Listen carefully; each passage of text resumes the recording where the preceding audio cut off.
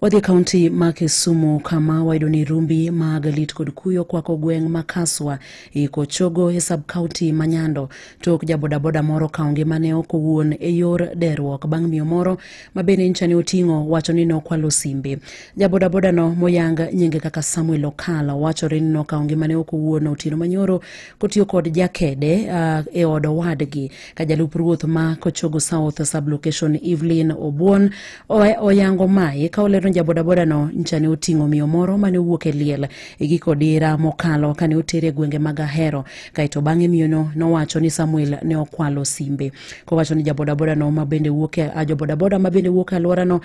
nchane odhi limo Samuel tok yudo ripota ni ne okwalo simba miyo no. Koloso kod Nyakalondo ni Obuon owacho ni Samuel ne okwedo wach kuo mabende ne itudego no ka Obuon koro wacho ni chalni mane gimamiyo mane gimomiyo ncha chalo ka gimane okao ngimane. Omedo ni nchane ne gisegoyo report ka obila mabende no chopo kanyo kendo tero ringre Samuel e kar kano ringre jomotho